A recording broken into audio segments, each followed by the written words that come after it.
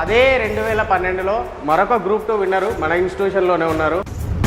ఆయన ఇప్పుడు ఇంత పెద్ద సబ్జెక్ట్ని ఎంత చాకచక్యంగా ఎంత సులువుగా మీరు అర్థం చేసుకోవచ్చు ఆ టిప్స్ ఇవ్వడానికి మీ ముందుకు ఇప్పుడు వస్తున్నారు. Sridhar sir please. ఏం చదవాలి, ఎలా చదవాలి, ఏం చదవాలో తెలియాలి, ఎలా చదవాలో తెలియాలి. ప్రిపరేషన్ దిగిన తర్వాత తెలుస్తుంది ఏది ఎంత కన్జప్షన్ చేస్తుంది. ఒక క్యాండిడేట్ పాపం ఇంటి దగ్గర కూర్చుంటే మనకి ఆయనకు 3-4 డేస్ పట్టేది మనం జస్ట్ 30 minutes 1 hourలో చెప్పుకుంటాం. G20 కంట్రీస్ ఈజీగా చెప్పేస్తారు. మీరు 20 దేశాలు మాకు గుర్తుండడం చాలా కష్టం అంటే 20 దేశాలు గుర్తుండడం కాదు, ఆ 20 దేశాల క్యాపిటల్స్ కరెన్సీ కూడా గుర్తుపెట్టుకుంటారు మీరు. ప్రపంచంలో టాప్ 7 కంట్రీస్ మీకు నోటెడ్ అయిపోతాయి. ఏంటి అనేది రుక్కుబాయ్ అనే కోడ్ గుర్తుపెట్టుకోండి. రుక్కుబాయ్.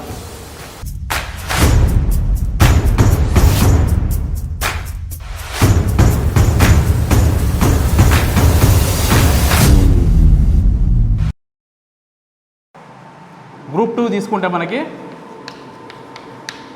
ఈ గ్రూప్ 2లో ఫస్ట్ పేపర్ జనరల్ స్టడీస్ అని చెప్పి కామన్గా చెప్పుకుంటాం. దీంట్లో ఏమేమి సబ్జెక్ట్స్ ఉంటే కూడా డీటెయిల్గా మనం డిస్కస్ చేద్దాం. అవి ఎలా చదవాలో కూడా డిస్కస్ చేద్దాం మనం. దీన్ని మనకి పేపర్ 1 కింద తీసుకుంటాం. 150 మార్క్స్ ఉంటుంది. అదేవిధంగా మనకి పేపర్ 2, ఈ పేపర్ 2లో మనకి 3 ఇండివిజువల్ సబ్జెక్ట్స్ దీంట్లో ఇన్బిల్డ్ అయి ఉంటాయి. అవి ఏంటి అంటే Indian history, Telangana history, Indian history and Telangana history. ఇవి రెండు కలిపి మనకు వచ్చే మార్క్స్ ఏంటి అంటే 50 మార్క్స్ వస్తాయి. అండ్ రిమైనింగ్ పాలిటీ ఉంటుంది, సోషాలజీ ఉంటుంది. ఓకే, అది ఇంతకుముందు మీరు వినే ఉంటారు. ఇక్కడ మీకు ఎందుకు చెప్తున్నా అంటే ఎలా చదవాలో ఏం చదవాలి, ఎందుకంటే మనకి సిలబస్లో ఉంది కదా సార్, మీకు మీరు చెప్పాల్సింది ఏంటి ఎలా చదవాలో అక్కడ మనకు ఆల్రెడీ సిలబస్లో ఇచ్చేసిల్లు, దాన్ని బట్టి మేము చదివితే సరిపోతుందని చెప్పి మీకు అనిపిస్తుంది.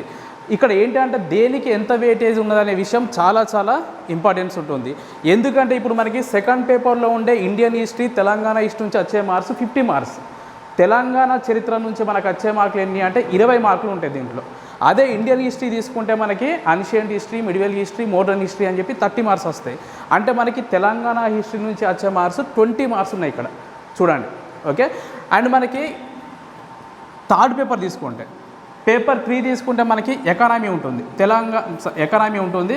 ఈ ఎకానమీలో మళ్ళీ 3 పార్ట్స్ ఉంటాయి. ఎకానమీలో 3 పార్ట్స్ ఉంటాయి. ఓవరాల్గా మనకి 150 marks. Indian economy, Telangana economy and issues అని చెప్పి ఉంటాయి. డెవలప్మెంట్ ఇష్యూస్ అని చెప్పి ఒక టాపిక్ ఉంటుంది. ఓవరాల్గా మనం ఎకానమీ అని చెప్పి తీసుకుంటాం దాన్ని. అండ్ ఫోర్త్ పేపర్ తీసుకుంటే ఇక్కడ తెలంగాణ మూమెంట్స్, తెలంగాణ ఉద్యమ చరిత్ర ఉంటుంది. ఇది 150 మార్క్స్ ఉంటుంది. ఓకే, 150 మార్క్స్ ఉంటుంది. ఇప్పుడు మీకు ఏంటంటే సిలబస్ ప్రకారం తెలంగాణ హిస్టరీ దీంట్లో ఉంది కదా. ఒక ఎగ్జాంపుల్ తీసుకుంటే తెలుగు అకాడమీ వాళ్ళు మనకి ఒక బుక్ రిలీజ్ చేసిళ్ళు, తెలంగాణ హిస్టరీ అని చెప్పి, Telangana culture and history, Telangana సంస్కృతి చరిత్ర అని ఒక బుక్ రిలీజ్ చేసిళ్ళు. ఆ బుక్లో మనకి అప్రాక్స్ ఒక 1000 పేజెస్తో మనకు బుక్ ఉంటుంది, అందుబాటులో ఉంది ఇప్పుడు కూడా. దాని నుంచి మనం ఆ బుక్ మొత్తం చదివితే మనకు వచ్చేది ఏంటి అంటే 20 మార్క్స్. అది కూడా మనకి పూర్తి స్థాయిలో చదివితే 20 మార్క్స్ కవర్ అయ్యేది కూడా చాలా తక్కువ ఛాన్సే ఉంటుంది. ఓకే, అదే తీసుకుంటే ఇక్కడ తెలంగాణ మూమెంట్ తీసుకుంటే ఈ తెలంగాణ మూమెంట్ అనే బుక్ కూడా తెలుగు అకాడమీ వాళ్ళు రిలీజ్ చేసిన బుక్ మనకు అందుబాటులో ఉంది. అప్రాక్స్ 500 to 600 పేజెస్ ఉంటుంది. ఓకే, ఇది చదివితే మనకి 150 మార్క్స్ కవర్ అయ్యే ఛాన్సెస్ ఉంది. 150 మార్కులు ఇక్కడ కవర్ అయ్యే ఛాన్సెస్ ఉన్నాయి. అంటే మరి ఈ రెండింటికి టైం పెడితే ఈ రెండిట్లో మనం ఏది ఎర్లీగా కంప్లీట్ చేసుకోవచ్చు అని చెప్పి అనుకుంటే తెలంగాణ మూమెంట్ని ఎర్లీగా కంప్లీట్ చేసుకోవచ్చు. ఎందుకంటే చదవడానికి చాలా ఈజీ ఉంటుంది. అండ్ మన ముందు జరిగిన చరిత్ర కాబట్టి చాలా ఈజీగా మనం తీసుకుంటాం. హిస్టరీ అనేది కొంత హెవీ టాపిక్, చాలా బల్కీగా ఉంటుంది. ఇప్పుడు మనం తీసుకుంటే ఒక క్యాండిడేట్ తీసుకుంటే ఆయనకు సిలబస్ ప్రకారం వెళ్తే తెలంగాణ చరిత్రను చదివి తెలంగాణ మూవ్మెంట్కి వెళ్దాం అనుకుంటారు, ఎందుకంటే సెకండ్ పేపర్లో ఉంది. ఓకే, ఇప్పుడు 20 మార్కులకు 150 మార్కులకు దేనికి వెయిటేజ్ ఇస్తారు మీరు ఉన్న టైంలో? ఓకే, ఉన్న టైంలో మనకి ఇప్పుడు ఒక 3 మంత్స్ ఉండొచ్చు, 6 మంత్స్ ఉండొచ్చు. ముందు ఏది కంప్లీట్ చేసుకుంటే ఒక క్యాండిడేట్కు మనకి ఒక ఆస్పిరెంట్కు ఎక్కువ కాన్ఫిడెన్స్ వస్తుంది అనే విషయాన్ని మనం ఇక్కడ ఎనలైజ్ చేసుకోవాల్సి ఉంటుంది. ఓకే, ఇటువంటి క్లారిటీ ఉంటే మనం తక్కువ టైంలో, అదే మనకి థర్డ్ పేపర్ ఎకానమీ. ఓకే, మనకి ఏంటంటే మేము దాదాపు ఒక 10-12 ఇయర్స్ నుంచి మేము ఈ ఫీల్డ్లో ఉన్నాం కాబట్టి ఈ economy and movement equal time Telangana history తీసుకుంటుంది ప్రజెంట్. అంటే 300 మార్క్స్ ప్లస్ 20 మార్క్స్ చూడండి, మనం దేనికి వెయిటేజ్ ఇవ్వాలనే విషయాలు ఇక్కడ క్లారిటీ ఉంటుంది. అటువంటివన్నీ మనకి ఏంటి అంటే ఎక్స్పర్ట్స్ దీన్ని పూర్తిగా ఎనలైజ్ చేసి ఏది చదవాలి అని చెప్పి చెప్తాం. దాని తర్వాత ఏం చెప్పాలి, ఎలా చదవాలో కూడా చెప్తాం మేము. ఓకే, అందుకే ఇన్స్టిట్యూషన్ల యొక్క అవసరం ఎంత ఉంది అని చెప్పి మీరు కంపల్సరీగా 1-2 ఒకటి రెండు కాదు 5-6 ఇన్స్టిట్యూట్లు అయినా కూడా మీరు సెర్చ్ చేసి ఎక్కడైతే మీకు స్టఫ్ దొరుకుతుందో అక్కడ మీరు జాయిన్ కావాల్సి ఉంటుంది. ఎందుకంటే ప్రజెంట్ మీరు ఛాన్స్ తీసుకోవడానికి అవకాశం లేదు. తెలుసుగా గ్రూప్ 1 మనకి 2011లో నోటిఫికేషన్ ఉంది, ప్రీవియస్ నోటిఫికేషన్.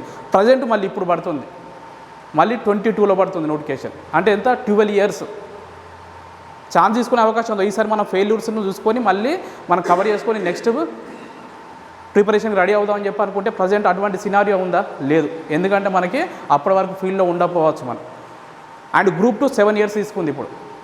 కాబట్టి మనకి ఏంటంటే నోటిఫికేషన్ ఫస్ట్ ఈ నోటిఫికేషనే మనకి పూర్తి స్థాయిలో అన్ని అవకాశాలు మీకున్న అన్ని స్కిల్స్ని ఇక్కడ మీరు ఉపయోగించుకోవాల్సి ఉంటుంది. అందుకే చాలా చాలా సీరియస్గా తీసుకోవాల్సి ఉంటుంది మీరు. ఈ వెయిటేజ్ అనేది చాలా సబ్జెక్ట్స్లో ఉంటాయి మనకి, దేన్ని చదవాలి. అంతేకాకుండా ఇన్బిల్డ్గా మనకి ఒక్కొక్క టాపిక్ ఉంటుంది. ఆ టాపిక్లో కూడా దేనికి ఎంత సమయం కేటాయించాలి, మొత్తం సిలబస్ మొత్తం కంప్లీట్ చేసుకొని మళ్ళీ రివిజన్స్ కావాల్సి ఉంటుంది. ఇప్పుడు ఈ ఉన్న టైంలో చాలా వరకు 6 months టైం ఉంది కదా, చాలా ఎక్కువ టైం ఉంది, 3 months ఉంది కదా, చాలా అంటే ప్రిపరేషన్తో సంబంధం లేని వాళ్ళు కొన్ని ఎస్టిమేషన్లు వేస్తారు. ప్రిపరేషన్ దిగిన తర్వాత తెలుస్తుంది ఏది ఎంత కన్సప్షన్ చేస్తుంది అనే విషయాలు మీకు ప్రిపరేషన్ దిగిన తర్వాత తెలుస్తుంది. ఓకే, అటువంటి మీకు ఏంటంటే ఛాన్స్ తీసుకోవద్దు. కాబట్టి ఇటువంటి వెయిటేజ్ దేనికి ఇవ్వాలి, ఏది ముందు కంప్లీట్ చేసుకోవాలనే విషయాలు మేము పూర్తిగా ఎన్లే చేసి ఆస్పిరెంట్స్ కోసం మేము రెడీ చేయడం జరిగింది.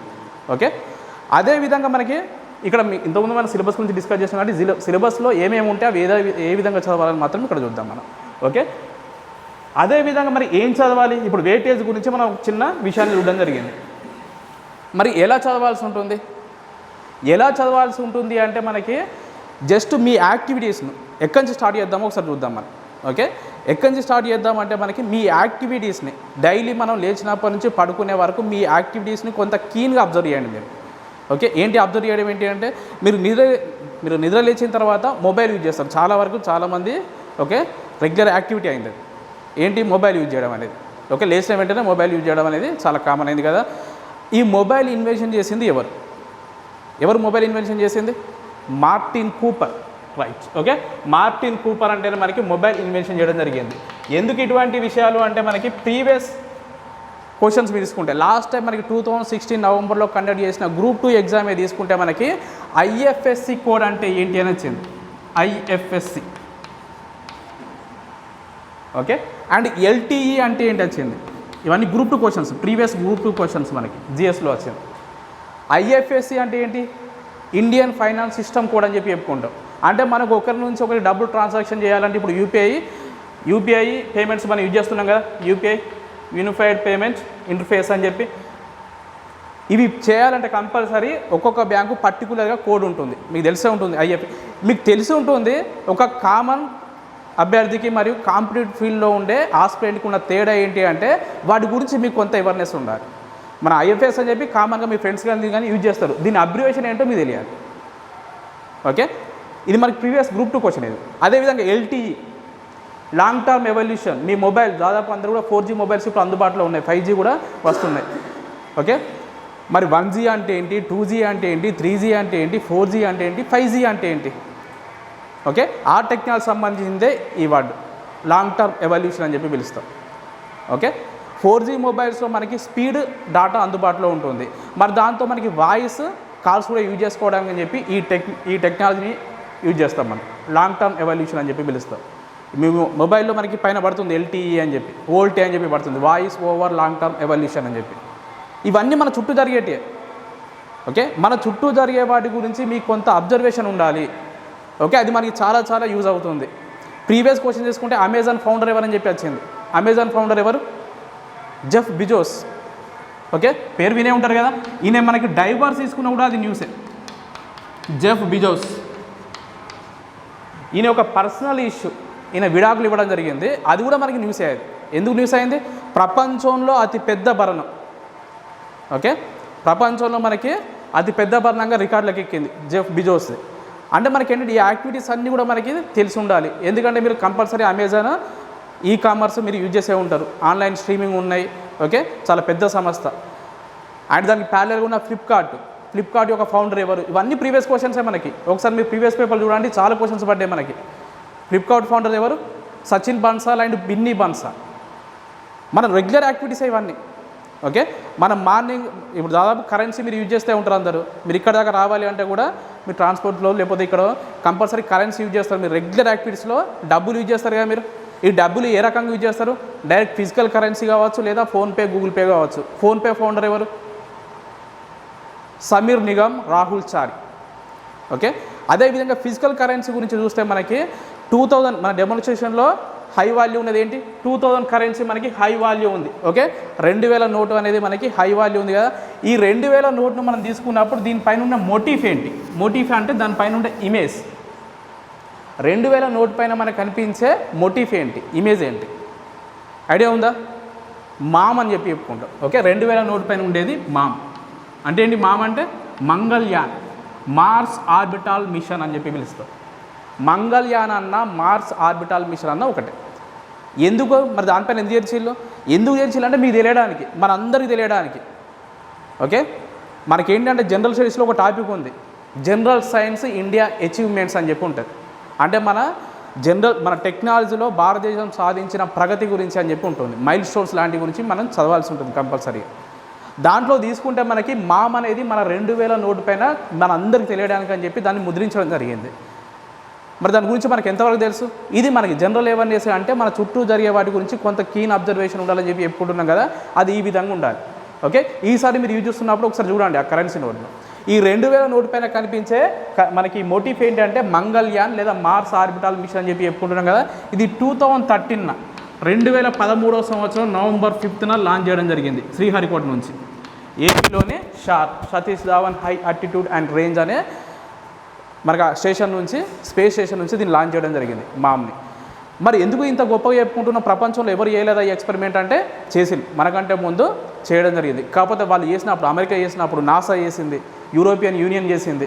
ఓకే, ఆ 4 ఎక్స్పెరిమెంట్ చేసినప్పుడు కూడా మనకి వాళ్ళు చేసిన ఖర్చు ఎంత అంటే 5,000 crores ఖర్చు చేసినాయి ఆ ఎక్స్పెరిమెంట్ గాను. అంతేకాకుండా ఫస్ట్ ఫేజ్లో మిగతా 4 ఎక్స్పెరిమెంట్లు కూడా ఫెయిల్ అయినాయి, సెకండ్ ఫేజ్లో సక్సెస్ అయినాయి. ఇదే ఎక్స్పెరిమెంటు మన ఇండియా చేసినప్పుడు ఫస్ట్ ఫేజ్లోనే 2013 నవంబర్ 5న ఇది ఎక్స్పెరిమెంట్ చేసిన ఫస్ట్ ఫేజ్లోనే ఇది సక్సెస్ఫుల్గా చేసుకోవడం జరిగింది. అంతేకాకుండా దీంట్లో 10th పార్ట్ 5,000 కోట్లలో 10వ వంతు ఏంటంటే 500 కోట్లు. దానికంటే తక్కువగా 450 కోట్లతోనే ఈ ప్రయోగాన్ని విజయవంతంగా చేయడం జరిగింది. ఇది చాలా గొప్ప విజయంగా చెప్పుకుంటాం. మనం సైన్స్ అండ్ టెక్నాలజీ ఫీల్డ్లోనే మన చాలా దేశాలు మనం అప్రిషియేట్ చేయడం జరిగింది ఈ విషయంలో. చాలా తక్కువ ఖర్చుతో, ఓకే, చాలా తక్కువ ఖర్చుతో మనం దీన్ని ఎక్స్పెరిమెంటల్గా సక్సెస్ఫుల్గా చేసుకోవడం జరిగింది. అందుకే ఈ విషయాన్ని మన అందరికీ తెలియాలి. మన దగ్గర సైన్స్ అండ్ టెక్నాలజీ ఇంత మనం ఒక పెద్ద మైల్ స్టోన్ చేరుకున్నామనే విషయాన్ని మన అందరికీ తెలియడానికి 2000 కరెన్సీ నోట్ పైన దీన్ని ముద్రించడం జరిగింది. చాలాసార్లు వచ్చింది ఎగ్జామ్లో. ఓకే, మన ఎగ్జామ్లో ఇప్పుడు ఈ మధ్యలో మనకి డెమోన్స్ట్రేషన్ అయిన తర్వాత మనకి ఎగ్జామ్స్ తెలంగాణలో చాలా తక్కువ జరిగినాయి. ఆల్ ఓవర్ ఇండియా తీసుకుంటే చాలాసార్లు ఈ క్వశ్చన్ పడింది.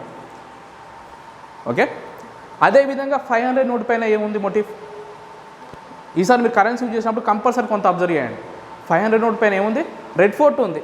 ఓకే, 500 పైన మనకు కనిపించేది రెడ్ ఫోర్ట్, ఎర్రకోట, రెడ్ ఫోర్ట్ కనిపిస్తుంది. ఓకే, రెడ్ ఫోర్ట్ కనిపిస్తుంది. మన ఎంపైరర్స్, మనకి మొఘల్ ఎంపైరర్ గురించి డిస్కస్ చేస్తాం మన హిస్టరీలో.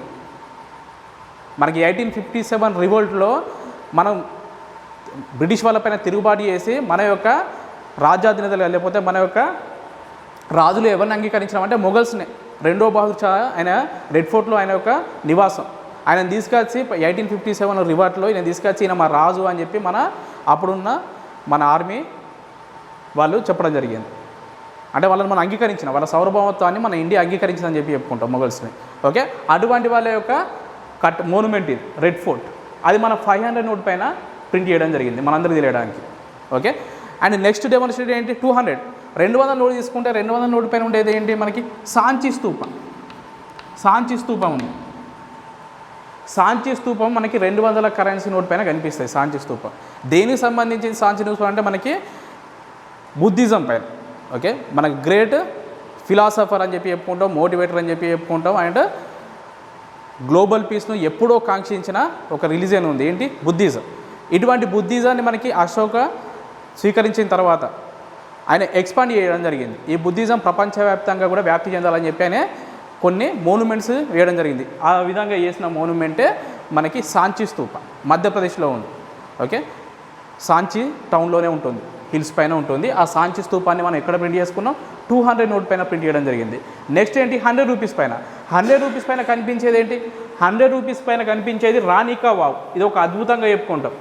11th సెంచరీలో మనకి చాళుక్య టైంలోనే దీన్ని నిర్మించడం జరిగింది. కానీ 1948లో రీడిస్కవర్లో మళ్ళీ ఇది బయటపడింది తవ్వకాల్లో. మన ఆర్కియాలజీ డిపార్ట్మెంట్ తవ్వకాలు జరిపినప్పుడు ఇది బయటపడడం జరిగింది. ఇప్పుడు ఇది యునెస్కో గుర్తింపు కూడా లభించింది. ఇది ఒక స్టెప్ వెల్, దిగుడు బావి అని చెప్పి చెప్పుకుంటాం కదా, అటువంటిది రాణి కా వావ్. ఇది మన 100 నోట్ పైన కనిపిస్తుంది, రాణి కా వావ్ దిగుడు బావి. ఓకే, స్టెప్ వెల్ అని చెప్పి చెప్పుకుంటాం. ఇది ఒక అద్భుతమైన కట్టడంగా ఉంటుంది. ఓకే, ఒకసారి చూడండి, ఇవి మీకు అన్ని అందుబాటులో ఉంటాయి. ఈసారి కరెన్సీ నోట్ పైన ముద్రించడం కారణం ఏంటి అంటే మనందరికీ తెలియడానికి. ఓకే, అయినా మనకు తెలుసుకోలేము.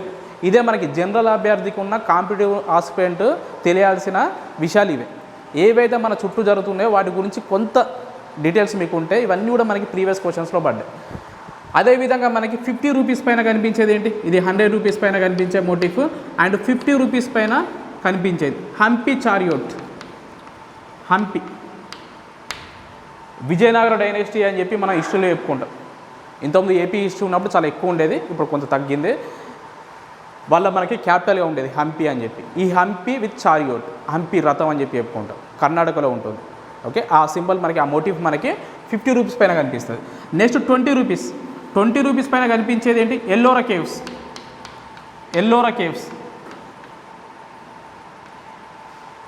ఇది కూడా చాలా అద్భుతమైన కట్టడం అని చెప్పి చెప్పుకుంటాం. ఒక రాయిని పూర్తిగా దాన్ని చెక్కి దీన్ని రూపొందించడం. చాలామంది టూరిజంలో వెళ్ళే ఉంటారు. ఈ ఎల్లోరా కేవ్స్ మనకి ఇది 20 రూపీస్ పైన ఉండడం జరిగింది. దీంట్లో ప్రీవియస్ క్వశ్చన్ ఏంటి అంటే 1 నుంచి 12 మొత్తం ఎల్లోరా కేవ్స్ ఉంటాయి కదా మనకి. ఈ ఎల్లోరా కేవ్స్లో మనకి 1 నుంచి 12 ఎల్లోరా కేవ్స్ అనేది దేన్ని రిప్రజెంట్ చేస్తాయి అని చెప్పి, బుద్ధిజాన్ని రిప్రజెంట్ చేస్తాయి. ఇది ప్రీవియస్ క్వశ్చన్ పడింది. ఓకే, 40 కేవ్స్ దాకా ఉంటాయి. దాంట్లో ఒక్కొక్క కేవ్స్ మనకి దేనికి కొన్ని రిప్రజెంట్ చేస్తూ ఉంటాయి. చాలా ఇంపార్టెన్స్ ఉంటుంది. ఎల్లోరా కేవ్స్ ఎక్కడ ఉంటాయి, ఇవి మహారాష్ట్రలో ఉంటాయి. నెక్స్ట్ 10 రూపీస్ ఏంటి, కోనార్క్ టెంపుల్, సన్ టెంపుల్ అని చెప్పి పిలుస్తాం. ప్రీవియస్ మనకి గ్రూప్ 2 ఎగ్జామ్లో క్వశ్చన్ పడింది ఏంటి అంటే బ్లాక్ పగోడా అని చెప్పి దేన్ని అంటారు, సబ్ రిక్వెట్స్ అంటాం. బ్లాక్ పగోడా భౌగోళిక నామాలు లేదా సబ్ రిక్వెట్స్ అని చెప్పి పిలుస్తాం. అంటే ఒక ప్రాంతాన్ని చాలా పాపులర్ అయిన పేరుతో పిలుస్తూ అంటారు. ఓకే, ఈ previous group 2 question black pagoda అని చెప్పి దేన్ని అంటారు అని చెప్పి. దేని అంటారు బ్లాక్ పగోడా, సన్ టెంపుల్ని అంటారు. కోనార్క్లో ఉండే సన్ టెంపుల్ని మనకి బ్లాక్ పగోడా అని చెప్పి పిలుస్తాం. ఈ సన్ టెంపుల్ ఎక్కడ కనిపిస్తుంది అంటే మనకి 10 రూపీస్ నోట్ పైన కనిపిస్తుంది. ఓకే, బ్లాక్ పగోడా అని చెప్పి దేన్ని యూజ్ చేస్తారు అంటే కోనార్క్ టెంపుల్నే పిలుస్తాం మనం. ప్రీవియస్ నల్ల శిఖరంలో దేవాలయం అని చెప్పి లాస్ట్ టైం గ్రూప్లో క్వశ్చన్ పడింది. ఓకే, ఈ విధంగా ఇవన్నీ మనం కరెన్సీ నోట్ మనం చూసేటే కదా మనం ముందు. 5 రూపీస్ మనకి ఏం మారలేదు. ఓకే, కల్టివేట్ చేస్తున్న ఒక ఫార్మర్ది ఉంటుంది ట్రాక్టర్ పైన. ఓకే, ఇవన్నీ మనకి కొంత ఈసారి అబ్జర్వ్ చేయండి. ఇవన్నీ ఏ విధంగా అబ్జర్వ్ చేయాలి, మీ యాక్టివిటీస్ ఏ విధంగా ఉండాలో మేము చేస్తాం. సిలబస్ సూర్య మనం కంప్లీట్ చేసుకుంటాం. దాంతోపాటు ఇటువంటి మీ జనరల్ యాక్టివిటీస్ని కూడా కొంత అబ్జర్వ్ చేస్తే ఫుల్ ఫ్లెడ్జ్డ్. ఎందుకంటే ఈసారి నోటిఫికేషన్ మనం ఛాన్స్ తీసుకునే అవకాశం ఉండద్దు. ప్రతిదీ కంపల్సరీగా అందరూ దీంట్లో సక్సెస్ఫుల్ కావడానికే చూడాల్సి ఉంటుంది. ఎందుకంటే నెక్స్ట్ ఛాన్స్ ఉండదు మనకి. ఉన్నా కూడా దాంట్లో ఆ ట్రాక్కి మన ట్రాక్లో ఉండం కాబట్టి దీన్నే మనం డూ ఆర్ డై అన్నట్టు చదవాల్సి ఉంటుంది. ఓకే, అంతేకాకుండా ఇక్కడ మనకి లేకుండా కసితోనో దీంతోనో మనకి ఏదో అంత అగ్రెసివ్తో కూడా చదివితే కూడా ఇక్కడ మనకి రిజల్ట్ ఉండదు. ఒక ఆర్డర్గా రిలాక్స్గా ఇష్టపడి చదవాలని చెప్పి చెప్తారు కదా, ఆ విధంగా చదవాల్సి ఉంటుంది. ప్రతి టాపిక్ కూడా మీరు అబ్జర్వ్ చేయాలి. మీరు ఫస్ట్ తీసుకోవాల్సింది మీ దగ్గర నుంచే స్టార్ట్ కావాలి. ఇప్పుడు కరెన్సీ నోట్ చూస్తున్నారు కదా, ఇదే కరెన్సీ నోట్ పైన తీసుకుంటే ఆ కరెన్సీ నోట్ పైన ఉన్న లాంగ్వేజ్ ఏంటి, ఈ లాంగ్వేజ్ ఏంటి అంటే మనకి కరెన్సీ నోట్ పైన లెఫ్ట్ సైడ్ లాంగ్వేజ్ ప్యానల్ అని చెప్పి ఇట్లా ఉంటుంది. ఈ క్వశ్చన్స్ కొన్ని వందల సార్లు కాంపిటేటివ్ ఫీల్డ్లో రిపీట్ అయినాయి. సెంట్రల్ ఎగ్జామ్స్ నుంచి స్టేట్ ఎగ్జామ్స్ వరకు చాలాసార్లు రిపీట్ అయింది ఈ జోనర్లో మనకి. ఏంటి అవి ఏంటంటే కరెన్సీ నోట్ పైన మనకి లాంగ్వేజ్ ప్యానెల్లో ఉన్న భాషల సంఖ్య ఎంత, ఇట్లా కాకుండా కరెన్సీ నోట్ పైన ఉండే భాషలు ఎన్ని, ఇట్లా. ఓకే, ఈ కరెన్సీ నోట్ పైన మొత్తం మనకి అంటే ఈ లాంగ్వేజ్ ప్యానెల్లో ఉండేటి మొత్తం 15 భాషలు ఉన్నాయి. కింది నుంచి 2 తెలుగు ఉంటుంది. 15 లాంగ్వేజ్ ఉన్నాయి మనకి లాంగ్వేజ్ ప్యానెల్లో. ఓకే, అదే కాకుండా లాంగ్వేజ్ ప్యానల్ అని చెప్పి యూజ్ చేయలేదు. కరెన్సీ నోట్ పైన ఎన్ని భాషలు ఉన్నాయి, ఆప్షన్లో 15 కనిపించలేదు. అప్పుడు ఏం పెట్టాలి అంటే 17 పెట్టాలి. ఎందుకు అంటే ఈ రెండు ఏంటి అంటే హిందీ ప్లస్ ఇంగ్లీష్ టాప్లో ఉంటాయి. హిందీ ఇంగ్లీష్ లాంగ్వేజ్ ప్యానల్ కాకుండా, భాషల పట్టిక కాకుండా అదనంగా మళ్ళీ 2 లాంగ్వేజెస్ ఉంటాయి. టాప్లో మనకి హిందీ ఇంగ్లీష్ కనిపిస్తుంది. వీటిని కూడా యాడ్ చేసుకుంటే మనకు 17 ఉన్నాయి. క్వశ్చన్ చాలా క్లియర్గా వస్తుంది మనకి, చాలాసార్లు రిపీట్ అయింది. కరెన్సీ నోటు పైన ఉండే భాషల పట్టికలో ఉన్న భాషల సంఖ్య ఎంత, లాంగ్వేజ్ పైన ఉన్న లాంగ్వేజ్ ఎన్ని 15. ఓవరాల్ క్వశ్చన్ అడిగితే కరెన్సీ నోటు పైన ఉన్న భాషలు ఎన్ని అని చెప్పి అడిగితే 17. ఓకే, ఈ డిఫరెన్షియేట్ తెలియాలి. ఇంకా దీన్ని ఇన్డెప్త్గా మనకి ఒక క్వశ్చన్ పడింది ఒకసారి. ఈ 2 విషయాలు తెలిసినా కూడా ఇంకో క్వశ్చన్ అడుగుతాం. మనకి ప్రీవియస్ క్వశ్చనే పడింది ఇది. ఏంటి అంటే మన కాన్స్టిట్యూషన్, మన రాజ్యాంగం ఆమోదించిన భాషలు ఎన్ని మన కరెన్సీ నోటు పైన చూడొచ్చు, ఎన్ని చూడొచ్చు? ఓకే, మన కాన్స్టిట్యూషన్ అప్రూవ్ చేసిన భాషలు ఎన్ని మన కరెన్సీ నోటు పైన కనిపిస్తాయి. ఎన్ని అంటే ఇక్కడ మళ్ళీ ఇది కాదు ఆన్సర్, ఇది కాదు, ఏది 16.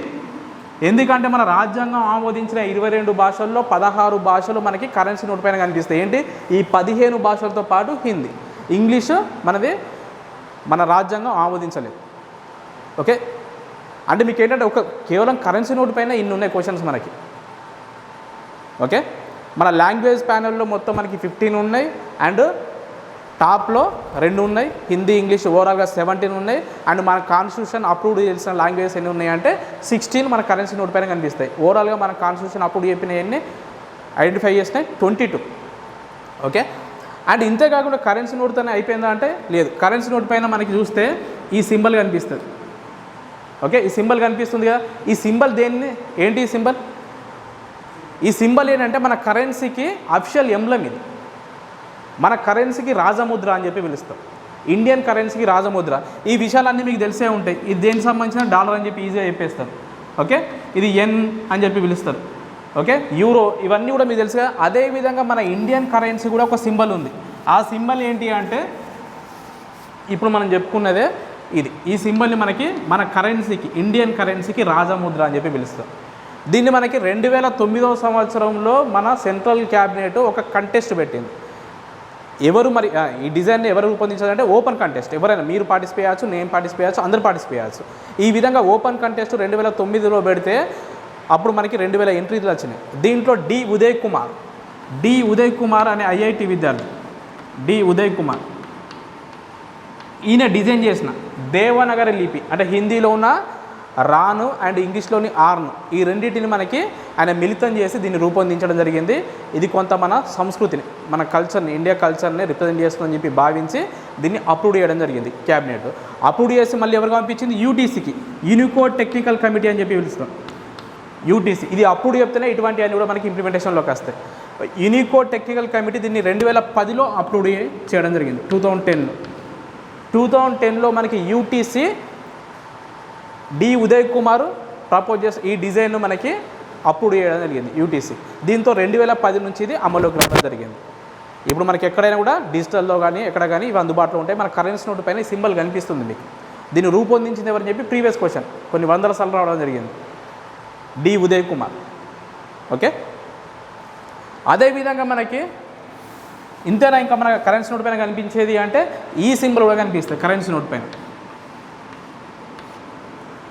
గాంధీ స్పెక్టికల్స్. ఓకే, ఈ గాంధీ స్పెక్టికల్స్ ఇమేజ్ని కూడా మన కరెన్సీ నోట్ పైన చూడవచ్చు మనం. మరి ఈ గాంధీ స్పెక్టికల్ డిజైన్ దేనికి ఉద్దేశించి చెప్పడం జరిగింది, స్వచ్ఛ భారత్ తెలుసుగా. స్వచ్ఛ భారత్ 2014లో మనకి ఎన్డీఏ గవర్నమెంట్ అధికారంలోకి వచ్చిన వెంటనే ఈ స్కీమ్ను ప్రవేశపెట్టింది, స్వచ్ఛ భారత్ని. ఓకే, ఇప్పుడు సెకండ్ ఫేజ్ నడుస్తుంది. స్వచ్ఛ భారత్ యొక్క మోటో ఏంటి, ప్రీవియస్ క్వశ్చన్. స్వచ్ఛ భారత్ యొక్క లక్ష్యం ఏంటి, clean India, ODF, clean Indiana, ODF clean India కాదు, ప్రీవియస్ క్వశ్చన్ పడింది. ఇవే మనకి ఒక కామన్ అభ్యర్థికి, కాంపిటిటివ్ అభ్యర్థికి తెలిసింది ఇదే, క్లీన్ ఇండియా కాదు. ఓకే, గుర్తుపెట్టుకోండి. స్వచ్ఛ భారత్ యొక్క లక్ష్యం ఏంటి అంటే ఓడిఎఫ్, ఓపెన్ డెఫికేషన్ ఫ్రీ, బహిరంగ మల విసర్జన రహిత దేశంగా మన ఇండియాని చేయడమే దీని యొక్క లక్ష్యం. ప్రీవియస్ క్వశ్చన్స్ పడ్డాయి మీకు కింద, క్లీన్ ఇండియా, ఓడిఎఫ్ అని చెప్పి, గ్రీన్ ఇండియా ఇట్లా పడినాయి. చాలా కన్ఫ్యూజన్ జోన్ అది. ఓకే, చాలా జాగ్రత్తగా చూడాల్సి ఉంటుంది. స్వచ్ఛ భారత్ యొక్క లక్ష్యం ఏంటి, ODF, open defecation free India, బహిరంగ మల విసర్జన రహిత దేశంగా మన భారతదేశాన్ని మార్చడమే దీని యొక్క లక్ష్యం. ఎందుకు అంటే మనకు కొన్ని హెల్త్ కమిటీలు ఇచ్చిన రిపోర్ట్ ప్రకారం దాదాపు మన ఖర్చు మేజర్గా ఎక్కువ ఖర్చు దేనికి అవుతుంది అంటే హెల్త్కు ఖర్చు పెడుతున్నమాట. గవర్నమెంట్ హాస్పిటల్లో హెల్త్కు ఎక్కువ ఖర్చు పెడుతున్నమాట. ఎందుకు హెల్త్ అంత ఎక్కువగా ప్రాబ్లం అవుతుంది అంటే దీనివల్ల బహిరంగ మల విసర్జన వల్ల దాదాపు 325 రోగాలు వస్తున్నాయట. దాన్ని నివారించడానికి మనకి దీన్ని లాంచ్ చేయడం జరిగింది. ఓకే, స్వచ్ఛ భారత్ యొక్క మెయిన్ లక్ష్యం ఏంటి అంటే మనకి ఓడిఎఫ్ అని చెప్పి గుర్తుపెట్టుకోండి. ఓకే, ఓడిఎఫ్ సాధించిన మొదటి స్టేట్ సిక్కిం. ఈ విధంగా మనకి ఇప్పుడు చాలా వరకు ఈ జాబితాలో ఉన్నాయి. మనకి ఇప్పుడు సెకండ్ ఫేజ్ నడుస్తుంది. ఈ స్వచ్ఛ భారత్ లోగోను డిజైన్ చేసింది ఎవరు? మరి స్వచ్ఛ భారత్ అంటే ఏంటో మనం చూస్తున్నాం. ఓకే, దాని యొక్క లక్ష్యం ఏంటో చూస్తున్నాం. అదేవిధంగా మనకి దాని యొక్క లోగోను డిజైన్ చేసింది ఎవరు? అనంత్ కాష్పర్ద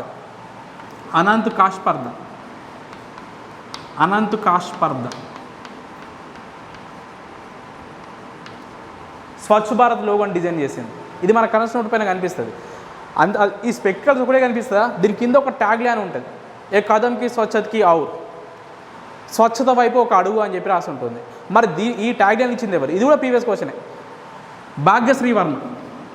ఆ ట్యాగ్ లైన్ ఇచ్చింది భాగ్యశ్రీ వర్మ. ఏ కదంకి స్వచ్ఛతకి ఔర్, స్వచ్ఛత వైపు ఒక అడుగు అని చెప్పి స్వచ్ఛ భారత్ యొక్క ట్యాగ్ లైన్ ఉంటుంది. ఇది కూడా మన కనెక్షన్ నోట్ పైన కనిపిస్తుంది. ఓకే, అది ఇచ్చింది ఎవరంటే భాగ్యశ్రీ వర్మ. అండ్ ఈ లోగోని డిజైన్ చేసింది ఎవరంటే అనంత్ కాష్పర్ద. కరెన్సీ నోట్ పైన మనకి ఇంత ఉంది. మనకి ఇది మన రెగ్యులర్ యాక్టివిటీ కదా. మనం మార్నింగ్ లేచినప్పటి నుంచి నైట్ పడుకునే వరకు మన యాక్టివిటీస్ని కొంత మీరు అబ్జర్వ్ చేయాల్సి ఉంటుంది. ఇప్పుడు వాట్సాప్ యూజ్ చేస్తారు మొబైల్ అన్న వెంటనే. ఓకే, వాట్సాప్ ఇన్వెన్షన్ చేసింది ఎవరు? Jan Koum Brian Acton. Okay, and Google మీరు కంపల్సరీ గూగుల్ చేస్తూ అంటారు. లారీ పేజ్ దాని ఫౌండర్. ప్రజెంట్ ఎవరు సీఈఓ? చాలామందికి మనకి ఇన్స్పైర్ ఉన్న పర్సన్ తమిళనాడుకి చెందిన ఎవరు? సుందర్ పిచ్చై. ఓకే, ఇవన్నీ కూడా మనం అప్డేట్ చేసుకోవాల్సి ఉంటుంది. మీరు రెగ్యులర్ మీ ముందు కనిపించేటి. ఇప్పుడు ప్రజెంట్ తీసుకుంటే మనకి ఉక్రెయిన్ గొడవల గురించి. ఓకే, ఉక్రెయిన్ రష్యా యొక్క బ్యాటిల్ గురించి జరుగుతుందిగా. ఎందుకు జరుగుతుంది ఏంటి అనే విషయాలు మన సిలబస్ చూస్తాం చాలా ఈజీగా. ఒక కామన్ అభ్యర్థికి మన కాంపిటేటివ్ ఉన్న అభ్యర్థికి కొంత ఎక్కువ తెలిసి ఉండాలి. దాని యొక్క మూలాలు తెలిసి ఉండాల్సి ఉంటుంది. ఓకే, దాని మూలాలు ఏంటంటే ఇప్పుడు రష్యా ఉక్రెయిన్ యొక్క గొడవలు ఎందుకు జరుగుతున్నాయి అనే విషయాలు దాదాపు ప్రతి వాళ్ళకి తెలిసే ఉంటుంది. ఎందుకంటే న్యూస్లో అవే ఆర్టికల్స్ వస్తున్నాయి. సింగరేణి కూడా ఎఫెక్ట్ అవుతుంది. మన సింగరేణి ప్రాంతం కదా. ఓకే, మనకి డిస్పోజల్స్ మనకి బ్లాస్ట్కి సంబంధించిన కొంత మెటీరియల్ అనేది కొరత లభిస్తుంది. దానివల్ల దీని యొక్క ప్రొడక్షన్ కుంటుపడుతుందని చెప్పి మనం న్యూస్లో వింటున్నాం. అంటే ఇక్కడ మనం కూడా ఎఫెక్ట్ అవుతున్నాం. అండ్ ఇంటర్నెట్ స్లో అవుతుంది. సర్వర్లు చాలా ప్రాబ్లం చేస్తున్నాయి. మన ఇండియాకి సంబంధించిన కొన్ని సర్వర్స్ PDS పబ్లిక్ డిస్ట్రిబ్యూషన్ సిస్టమ్కి సంబంధించిన సర్వర్లు చాలా స్లో అవుతున్నాయి. కారణం ఏంటంటే వాళ్ళు అప్పుడు ఆ వార్ టైంలో వాటిని స్టక్ చేస్తున్నారు, ఆపేస్తున్నారు. ఇవంతా మనం ఆల్రెడీ ఎఫెక్ట్ అవుతున్నాం కదా. శ్రీలంకలో మనకి లీటర్ పెట్రోల్ 274 అని చెప్పి చూస్తున్నాం మన న్యూస్లో. ఇవన్నీ దేనివల్ల అంటే ఈ వారు వల్ల. మరి ఈ వారి యొక్క మూలాలు తీసుకుంటే మనకి 1922లో USSR అని చెప్పి ఉండేది. USSR మీరు చాలాసార్లు ఈ పేర్లు వినే ఉంటారు. ఇప్పుడు USSR అబ్రివేషన్ అంటే చాలామంది మిస్టేక్ పెట్టే ఛాన్స్ ఉంటుంది. ఇక్కడ మనం మాత్రం కొంత అబ్జర్వ్ చేయాలని చెప్పి చెప్పుకుంటున్నాం కదా. USSR అంటే ఏంటి అంటే యూనియన్ సోవియట్ సోషలిస్ట్ రిపబ్లిక్ అని చెప్పి చెప్పుకుంటాం. 1922లో ఫామ్ అయింది. 1922 సంవత్సరంలో మన ఏషియాలో ఉండే 8 కంట్రీస్ అండ్ యూరోప్లో ఉండే 7 కంట్రీస్ టోటల్ 15 కంట్రీస్తో మనకి 1922లో మనకి USSR ఒకే దేశంగా ఫామ్ అయింది. దీన్ని USSR అని చెప్పి పిలుస్తాం. ఓకే, మనకు ఆప్షన్లో రష్యా అని చెప్పి చాలామంది పెడతారు. రష్యా కాదు USSR అంటే. ఓకే, దాన్నే మనం సోవియట్ రష్యా అని చెప్పి పిలుస్తాం. USSR అబ్రివేషన్ ఏంటి అంటే యూనియన్ సోవియట్ సోషలిస్ట్ రిపబ్లిక్. ఇది మనకి 1922 సంవత్సరంలో దాని పరిసర దేశం అంటే రష్యా మెయిన్గా ఉన్న సోవియట్ రష్యా ఉన్న సోషలిస్ట్ కంట్రీ మిగతా చుట్టుపక్కల ఉండే దేశాలను కూడా దాంట్లో కలిపేసుకొని మ్యూచువల్ అండర్స్టాండింగ్తోనే కలిపేసుకొని USSRగా అవతరించింది. ఓకే, ఒకే దేశంగా అవతరించింది. సోషలిస్ట్ కంట్రీస్ అన్ని 15 దేశాలు. ఇటువంటి దేశం 1991లో 91 సంవత్సరంలో USSR డిసాల్వ్ అయి 15 మళ్ళీ పూర్వ 15 దేశాలుగా విడిపోయింది. దాంట్లో పెద్ద దేశం ఏంటంటే రష్యా. ఈ 15 దేశాల్లో ఒక దేశమే ఉక్రెయిన్. ఇవి సోషలిస్ట్ కంట్రీస్. ఓకే, దీనికి అపోజ్గా ఉండే అమెరికా బేస్డ్ క్యాపిటలిస్ట్ కంట్రీస్ అన్నీ కూడా వీటికి శత్రు దేశంగా భావించేది. బైపోలర్ అంటాం, ద్విధ్రువ ప్రపంచం అని చెప్పి చెప్పుకుంటాం. అంటే ఏంటంటే రెండు పెద్ద దేశాలు ఉన్నాయి. ఏంటి అది? ఒకటి అమెరికా, రెండోది రష్యా. ప్రపంచంలో ఏ దేశాలైనా ఒక దేశం వైపు మనకి సపోర్ట్ చేస్తే రెండో దేశానికి శత్రువు అయ్యేది. ఇటువంటి టైంలోనే మన జవహర్లాల్ నెహ్రూ ఒక విధానాన్ని తీసుకొచ్చింది. ఏంటి అది? నాన్ అలైన్డ్ మూమెంట్స్, అలీన విధానం అని చెప్పి పిలుస్తాం. అంటే తటస్థంగా ఉంటాం మనం. అందుకే ఇప్పుడు రష్యా ఉక్రెయిన్ విధానాల్లో కూడా మనం దేనికైనా మద్దతు ఇచ్చినామా? మనం దేనికి ఇవ్వలేదు. ఇండియా అనేది అఫిషియల్గా ఏ దేశానికి కూడా సపోర్ట్ ఇవ్వలేదు. ఓకే, కారణం ఏంటంటే అప్పుడు మనం అనుసరించిన తటస్థ విధానమే. దాన్నే నాన్ అలైన్డ్ మూమెంట్ అని చెప్పి పిలుస్తాం, తటస్థ విధానం అని చెప్పి పిలుస్తాం, అలీన విధానం అంటాం. ఓకే, ఈ విధంగా 1991లో మనకి డిసాల్వ్ అయిపోయి 15 దేశాలు విడిపోయినాయి. ఈ 15 దేశాల్లో ఒక దేశమే ఉక్రెయిన్. ఈ ఉక్రెయిన్ మనకి నాటో దేశాలు, అంటే Europe based North Atlantic Treaty Organization అని చెప్పి ప్రపంచంలో one and only private army alliance ఏదైనా ఉందా అంటే అది నాటో ఉంది. ఓకే, రష్యాను మనకి ఎదుర్కోవడానికి మాకు ఒక శక్తి కావాలని చెప్పి కొన్ని దేశాలంతా కలిసి మనకి ఒక ప్రైవేట్ ఆర్మీగా ఏర్పడినాయి 1949లో. ఓకే, ఆ విధంగా మనకి ఫామ్ అయ్యి అవి అప్పుడు వాళ్ళకి ఒక ఒప్పందం ఉంటుంది. ఆ ట్రీటీ ప్రకారం ఏంటి అంటే ఏవైతే ఈ యుఎస్ఎస్ నుంచి డిసాల్వ్ అయిపోయిన దేశాలు ఉన్నాయో వాటిని మనకి నాటోలో చేర్చుకోవద్దని చెప్పి కొన్ని మ్యూచువల్ అండర్స్టాండింగ్స్ ఉంటాయి. ఓకే, వాటిని కాల్ రాసి నాటో అనేది ఉక్రెయిన్ను చేర్చుకోవడం జరిగింది. ఆ నాటో దళాలు మనకి ఈ గొడవలు ఇప్పుడేం కాదు, 2004లో స్టార్ట్ అయినాయి, 2014లో స్టార్ట్ అయినాయి, మళ్ళీ ఇప్పుడు యుద్ధం దాకా దారితీసింది. దానికి సంబంధించిన విషయాలు ఏంటి, దాని యొక్క పూర్తి విషయాలు ఏంటో మనం డిస్కస్ చేస్తాం సిలబస్లో. వాటిని ఏ విధంగా చదవాలి, కాంపిటేటివ్ ఫీల్డ్కు ఏ విధంగా వాటిని యాడ్ చేయాలనే విషయాలు మనం డిస్కస్ చేస్తాం. ఓకే, ఇదంతా మన సిలబస్లో చూస్తాం. అంటే కరెంటు పట్ల మనకి ఎటువంటి అవగాహన ఉండాలో ఇక్కడ డిస్కస్ చేస్తాం.